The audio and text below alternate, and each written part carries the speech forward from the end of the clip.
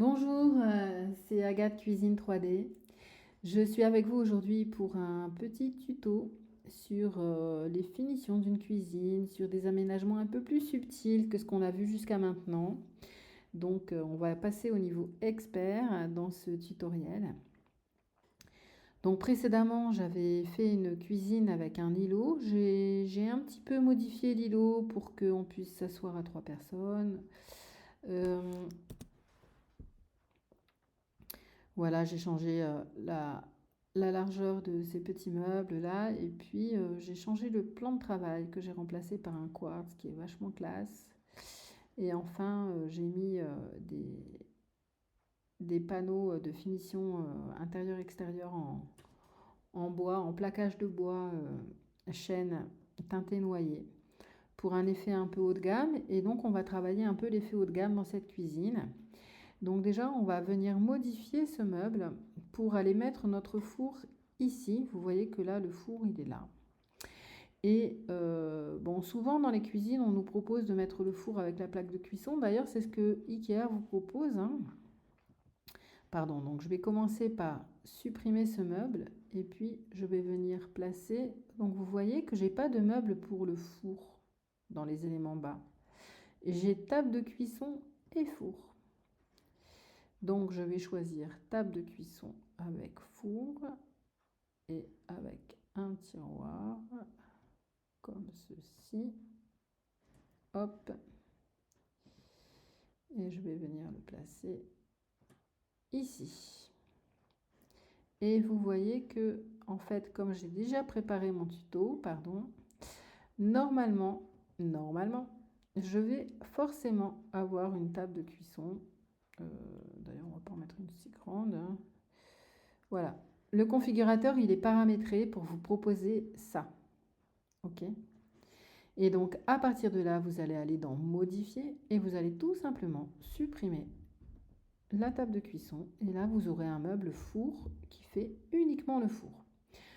Perso, moi, j'aime pas trop l'idée de mettre le four avec la table de cuisson au-dessus. Je trouve qu'au niveau de l'ergonomie, c'est pas top. Et surtout, en termes de sécurité, c'est carrément dangereux parce que vous vous penchez pour regarder à l'intérieur du four. Vous ouvrez la porte.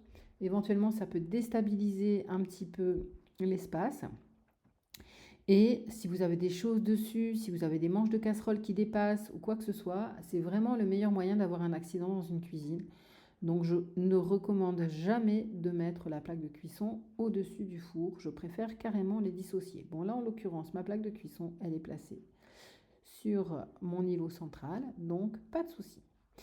On va maintenant s'intéresser donc à cette partie, donc ces meubles. Je vais les ouvrir. Vous voyez, j'ai des meubles placards d'un côté de l'autre.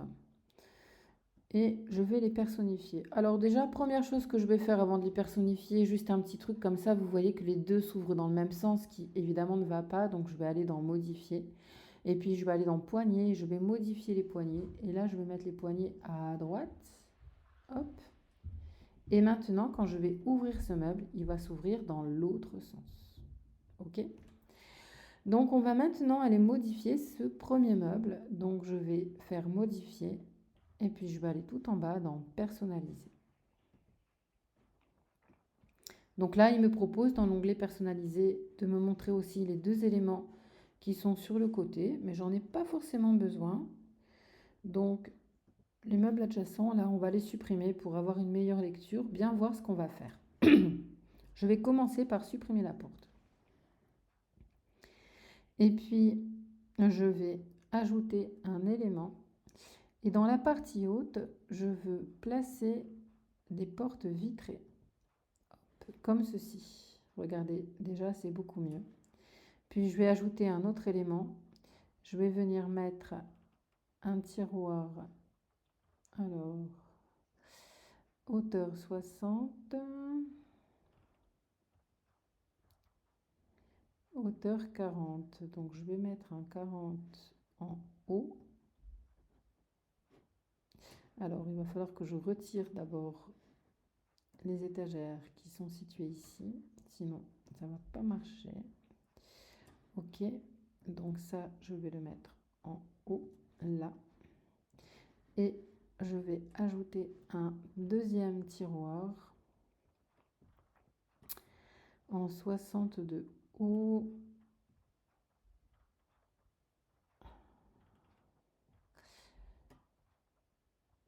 alors je l'ai loupé, 40 cm de hauteur. Celui-là. Ok, et puis à l'intérieur, là, je vais rajouter un tiroir intérieur que je vais venir placer, hop, ici. Et là aussi, je vais ajouter un petit tiroir intérieur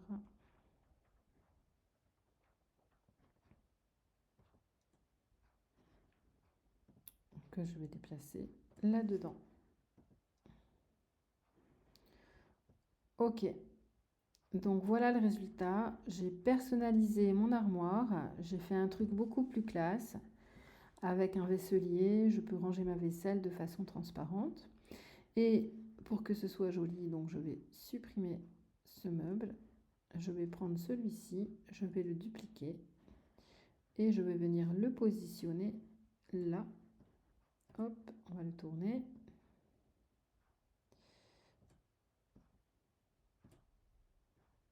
Et voilà. Ensuite, comme j'ai placé mon four au centre, je vais modifier ça. Donc, je vais déjà commencer par supprimer le four. Voilà, tout simplement. Et je vais aller dans personnaliser.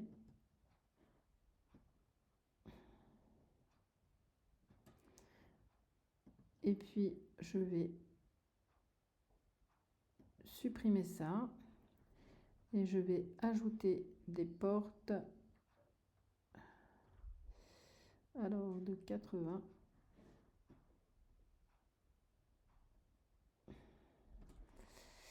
Je crois que je peux pas mettre d'autres portes. Je vais quand même vérifier. Non, pardon. Supprimer. Ajouter un élément. Porte 60, 80, 100. Oui, je peux. Super. Donc, j'ai mis des portes. Et je vais faire comme précédemment. Je vais supprimer cet élément. Ainsi que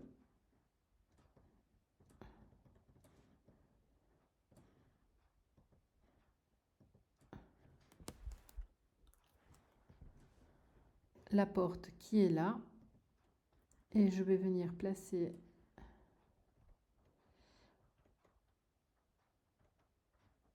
un tiroir coulissant en 60 que je vais descendre tout en bas. Voilà.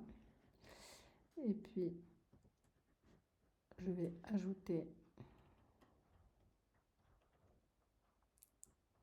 un petit plan de travail coulissant avec un tiroir pour venir placer ce que je vais sortir de mon four à micro-ondes.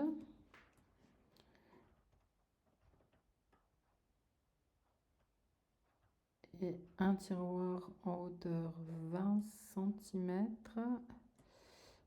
ou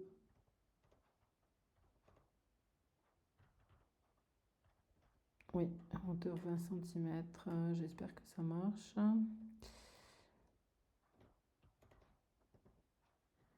Ok, on va aller voir ce que ça donne, parce que je suis pas sûre de moi là. On a un trou, on a un trou. On va pouvoir ajouter un petit tiroir en 10 cm normalement, donc on va retourner dans modifier. Et vous voyez, quand vous avez commencé à personnaliser un meuble, et ben l'onglet personnalisé qui avant se trouvait tout en bas, il va se trouver en haut. Et je vais ajouter un tiroir de 10.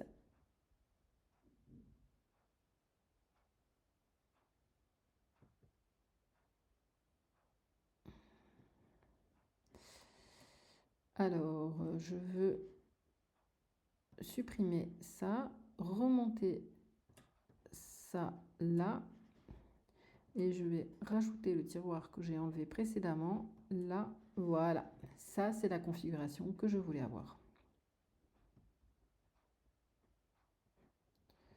Donc, logiquement, là, je vois encore le four à micro-ondes parce qu'il me montre par transparence que j'ai un four à micro-ondes. Et peut-être aussi que j'ai choisi un modèle qui a des boutons à l'extérieur. Peut-être je peux choisir quelque chose de plus plat, genre ça. Bon, mais bon, il me montre qu'il y a un four à micro-ondes à l'intérieur, mais rassurez-vous, en fait, la porte sera pleine et elle viendra complètement couvrir l'espace du micro-ondes. Voilà. Enfin, là, j'ai la zone frigo, donc on va aller voir ce qu'on peut faire pour remplacer la porte du frigo, mais normalement, on ne peut pas faire grand-chose, pour vous dire la vérité, on ne peut rien faire. Sauf qu'on va modifier le sens des poignées.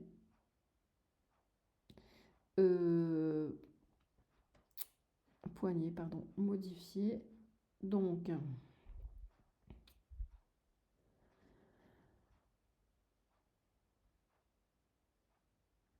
je voulais... Non, alors attendez, je voulais faire quelque chose.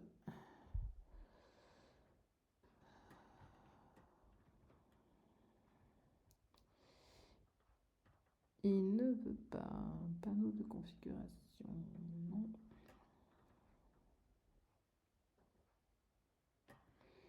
Bon, donc, si je les mets en dessous, non, ça marche pas. C'est mieux. Voilà, ah oui, elles sont mieux là comme ça. Et pour coller, je voulais mettre en vertical.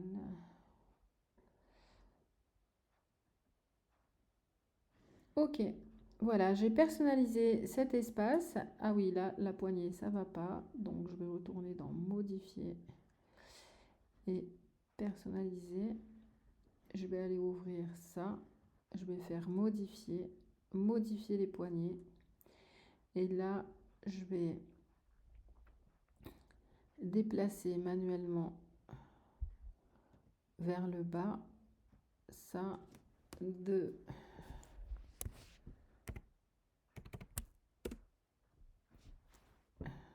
500. Est-ce que ça marche? Non. Ok, donc je vais les mettre en dessous. Oups, alors non, peut-être que c'est ça qui ne lui a pas plu.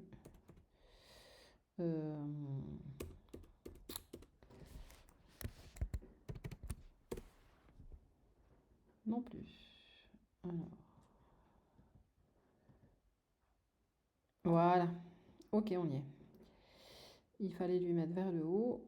Et comme ceci, on est pas mal, bien qu'on soit un peu haut. On peut peut-être mettre en 100. On va voir ce que ça donne. Ça change rien. Ok.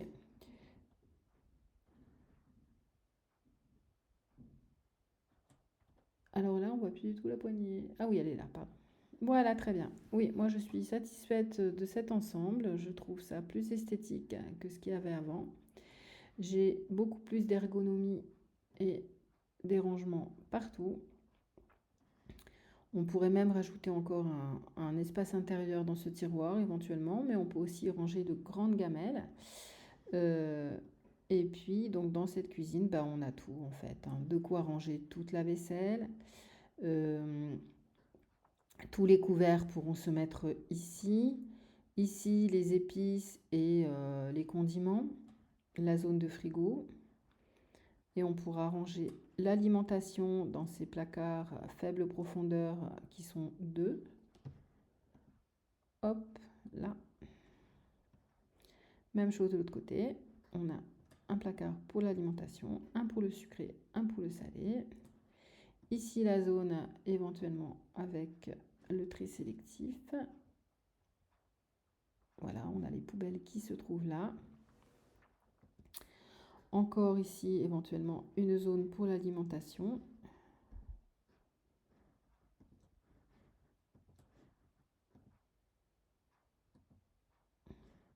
Et là aussi.